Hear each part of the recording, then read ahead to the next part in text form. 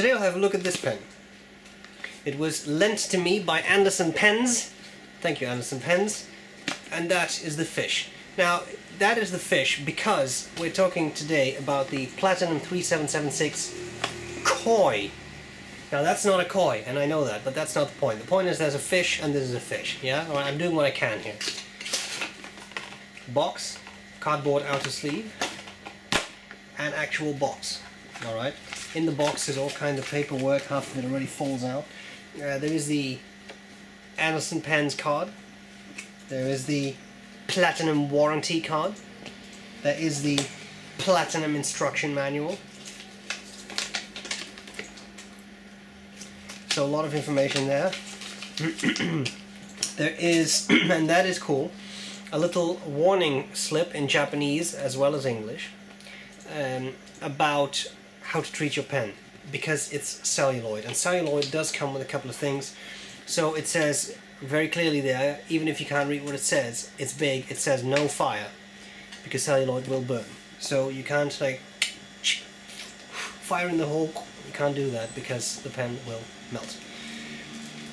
It comes with a cartridge and it comes with a converter. Okay, box, empty, gone. Here's the pen. Now, I'm going to tell you what I like about it, what I don't like about it. I'll do a writing sample, but first of all, we're going to cover the parts of the pen. Start at the top, finial, nothing there. Same material as the pen. I like that, because that makes for a very consistent model. This is the material. As you can see, it's pretty. It really reminds me of those koi fish, so they have really picked that well. And nothing there. Sorry. The barrel, nice, a center band, and the standard Platinum clip. The clip is springy, nice, well usable. And on the center band it says Japan number 3776 Platinum, and that's it. Alright, nothing else. Cap unscrews. Definitely has that camphor smell that celluloid has. And then you have the nib. Alright, it's a nice nib, it's a gold nib, and this one says number 3776, Platinum 14 karat B and 585, that's a gold content.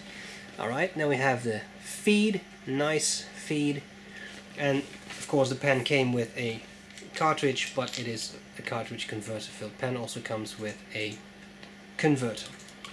And again, yep, that definitely that same smell. It's a very overpowering smell.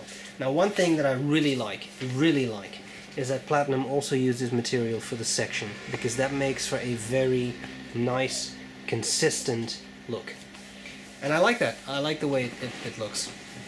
The pen is small. This is a smaller fountain pen. You can, if you want to, post it and then it becomes a more normally sized pen, but it's definitely a smaller, lighter pen. This is a little bit heavier because it's celluloid, at least the way I perceive it, than the resin pens. Those are very, very light, to the point that you hardly feel that you're holding one. But this has just a little bit more weight to it, especially when posted, of course. Okay, what I didn't say is the section. It tapers down slightly, flares out, gold trims, as you can see. That's it. What do I like about it? What do I not like about it? In this pen, it's very hard. Fish went for a dive.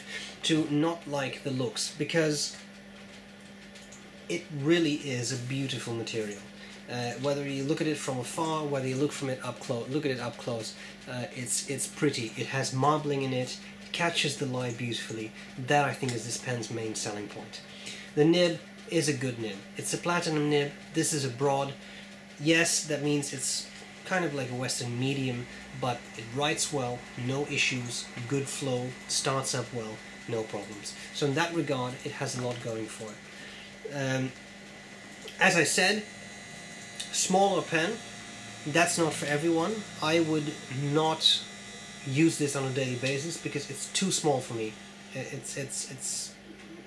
mean, I can use it posted, but it's small. It's a thinner and narrower model, although the section is comfortable, but I cannot really use this for longer writing periods. My biggest issue with the pen is one of nitpicking nature. Because if you look at pens from, say, Omas, Visconti, other pens, a lot of Italian brands who use celluloid, they use a single rod of celluloid and they turn the pen out of that.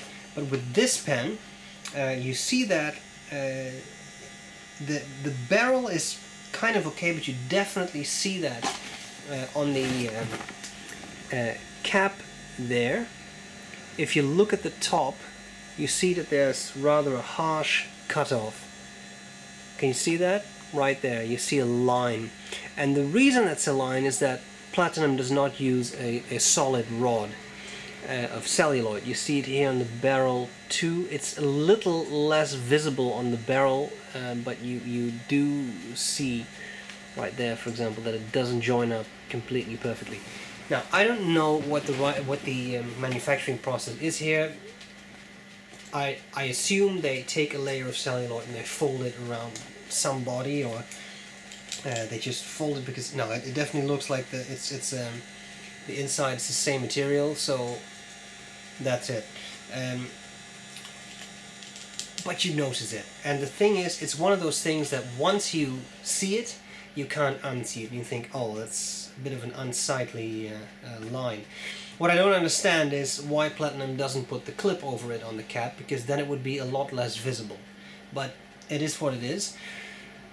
That's nitpicking, because clearly it is a beautiful material. It looks really nice, and you know, it's I would say it's well made. It's a beauty. What about the price? 360 clams. It's not a cheap pen. But on the other hand, it's a celluloid pen with a gold nib. Yes, it's not a piston filler. And I know someone is going to ask, can you convert this to an eyedropper? I suppose you could barrel-wise, because this is a solid piece, even though there is a seam, but I'm assuming it's waterproof. But of course there is metal on the section, so I wouldn't recommend it. But I know that there are eyedropper obsessed people out there, so just so you know. 360 big ones. Is it worth it? Well, what do you get? You get a fairly small pen, but that means it fits well in the breast pocket, for example. And of course, smaller pens is not necessarily a problem for anyone, because if you have smaller hands, this is probably a really, really nice size. You get a gold nib. You get a gold nib that writes well, and that's smooth, that functions properly. So in that regard, I think you do get value for your money. And you get celluloid. People like celluloid, and I think the reason they do is it's just a very special material. It has a very nice feeling to it. And it's different in that regard from acrylics. It just feels a bit warmer. It's very, very smooth. It's just very pleasant to the touch. So in that regard, that may be a selling point. And whether it's worth it or not, of course, is always up to you, but it is pricey for what it is, I think, size-wise and nib-wise, etc. But it does perform, and it is celluloid, it is nice, etc. Okay, having said all of that, measurements of the pen will be on the website, as well as high-resolution pictures, as always taken by the wonderful Gourmet Pens. I thank Anderson Pens for lending me this pen. It's coming back to you right now. We'll do a writing sample. I hope this was useful so far, and I'll gladly see you later. Bye bye. Alright, let's not be coy and write with a koi. For some reason I write pelican, I don't know why. Oh, I understand, pelican eats koi, but in fact it's platinum koi that we're looking at. The nib is broad and the ink is Mont Blanc Corn Poppy Red. So I'm going to write down Poppy Red. Is that actually an ink? No, it's called Corn Poppy Red. Look it up. Okay. Nib is smooth. I like it. You also see that it's definitely not an ultra broad. So again, Japanese nib writes more like a Western medium.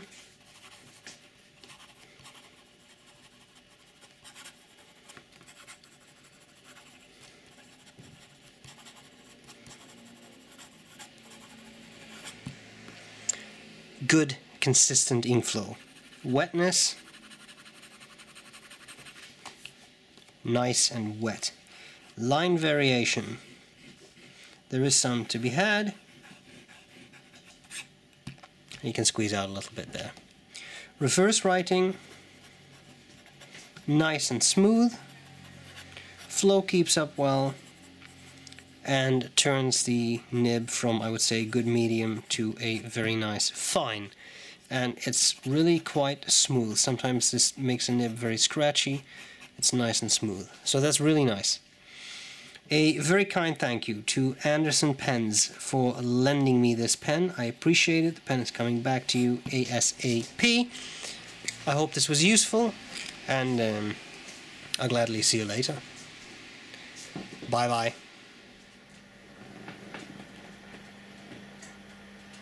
Hello. It's Mel Cuckfield. I would like you to meet my pet fish, Gil Cuckfield.